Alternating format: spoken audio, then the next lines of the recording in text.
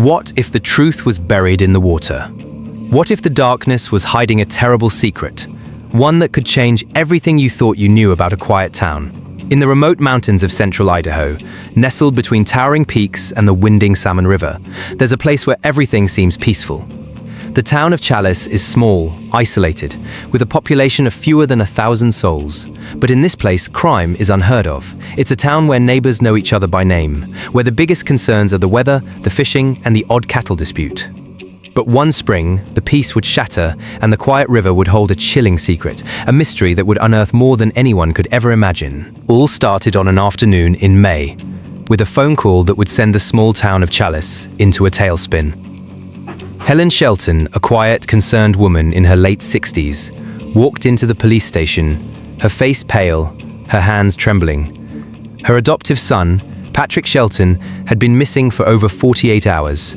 No one had seen him, no one had heard from him. He was a man of few words, spending most of his days cutting firewood in the remote hills, with his dog Ryder by his side. But now, no one knew where he was. Helen was desperate. "I'm just worried Patrick doesn't just disappear like this. Something's wrong," she told the deputy on duty. She described her son as a solitary man who kept to himself. Man who didn't have a fixed home, moving from property to property, always in conflict with those around him. It was no secret that Patrick had his fair share of disputes, but nothing that would have led to something like this. The deputy, not expecting a serious case, nodded. "Okay, we'll look into it. Do you know where he was last seen?" Helen paused, her mind racing through the details. "The last place I know he was at Alan Bruce's property. They've had a history." She hesitated, her voice faltering. "There's been trouble between them. Alan Bruce. That name rang a bell for the officers. Alan was a local oddball, a 70-year-old man who lived on the outskirts of town. He was known for his strange behavior, eccentricities, and frequent disputes with neighbors. Just earlier that year, he was accused of arson for allegedly setting fire to a woman's property. But nobody suspected Alan was capable of something as dark as murder. The officers decided to visit Alan's property, not expecting much more than a casual conversation. But the moment they arrived, things felt off. The sun was setting as a deputy approached Alan, who was working on his property, welding a fence. The conversation began innocently enough. The deputy mentioned Patrick's disappearance, asking if Alan had seen him. Alan's face tightened, but he quickly composed himself. "Yeah, I saw him," Alan replied. His voice was controlled, his answers quick. "He came by a couple of nights ago. He was upset about his motorhomes. I'd damaged them when I moved them with the bulldozer." The deputy pressed on, his intuition tingling. Something about Alan didn't sit right. And where did he go after that? Alan shrugged nonchalantly. "I don't know. He said he was going to get some firewood. Probably out there somewhere, doing his thing. He's probably just off on one of his random jobs." But the deputy noticed something strange. Alan's demeanor was too calm. His eyes flickered towards the barrels near the edge of his property. There was an unsettling stillness about him, as if he was hiding something. The deputy's gut was screaming at him that this was more than just a missing person case. And he was right. As the officers left Alan's property, they couldn't shake the feeling that something dark was at play. Had no evidence, no clear motive, but something wasn't adding up. They decided to take a look around Patrick's motorhomes, which was still parked on Alan's property. The doors were strangely latched, and the locks had been tampered with. It was a small detail, but it was enough to raise suspicion. The deputy quietly radioed for backup, feeling the weight of the situation shift. As they returned to the station to process their findings, they received another call that would change everything. A fisherman had reported finding something strange in the river of no return, a barrel floating aimlessly in the water, filled with something foul. The next morning, the search began in earnest. The divers entered the river, their movements slow and deliberate as they combed the murky depths. They knew they were searching for something terrible, but they didn't know how deep this mystery ran. The search would take hours, but the officers remained hopeful. Maybe, just maybe, they would find Patrick. But instead, they found something far worse. Around noon, the divers surfaced, their expressions grim. Inside the barrel, they found remnants of something horrible. Human remains, dissected, burned, and shattered, were hidden beneath layers of trash and debris. The officers' hearts sank as they realized the truth. Patrick Shelton was dead. and his killer was still walking free.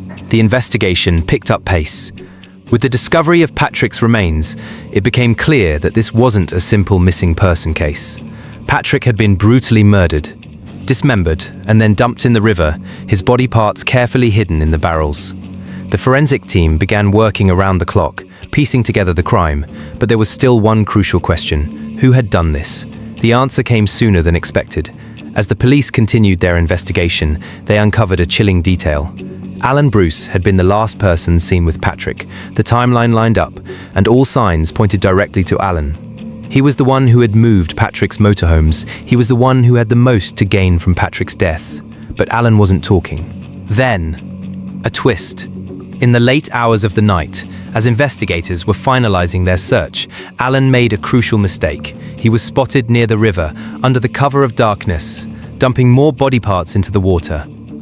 A deputy who had been on patrol saw him from a distance, and a tense encounter unfolded. "Stop right there," the deputy shouted, shining his flashlight at Alan, who froze in place. The air was thick with tension, and Alan's calm demeanor cracked for the briefest moment. "What are you doing out here?" the deputy asked, trying to keep his voice steady. "Just making sure no one's stealing," Alan replied, his voice too rehearsed, too calm. The deputy's suspicions were confirmed in that moment. Alan was hiding something monstrous. As the investigation progressed, things became more complicated. Alan's brother, Larry, was brought in for questioning. Larry had always defended Alan, but the deeper the officers dug, the more they realized that Larry might not be as innocent as he seemed. He was aware of the conflict between Alan and Patrick, and his testimony raised more questions than answers. Patrick was a thief, a drug addict, Larry claimed. If anyone was going to harm him, it was Patrick himself. He had it coming. But there was something off about Larry's statement. He seemed too calm, too certain, and the more the investigators probed, the more it became clear Larry was protecting his brother. And then, the breakthrough. Investigators found a photo on Alan's phone, an incriminating image of Patrick's lifeless body, taken just hours after he was murdered. The photo was proof that Alan had taken the law into his own hands, executing Patrick with brutal efficiency. The case was clear now. Alan Bruce was the killer. But there was still one question left. Did he act alone? The final twist came when forensic teams discovered additional evidence on Alan's property. It was damning. Human remains, burned clothes, and traces of blood everywhere. The cover-up had failed, and Alan's fate was sealed. But as the officers processed the scene, something strange happened. Alan's younger brother, Larry, appeared unexpectedly, showing up just as the evidence mounted against Alan. His arrival raised even more suspicions. What did he know? Had he been involved in this twisted crime, or was he simply another pawn in Alan's game? As Alan was taken into custody, his confession came slowly, reluctantly. He admitted to killing Patrick, but he insisted it was in self-defense. The officers didn't buy it. There was something darker at play, something Alan was still hiding. But Alan refused to answer the key question. Did he act alone?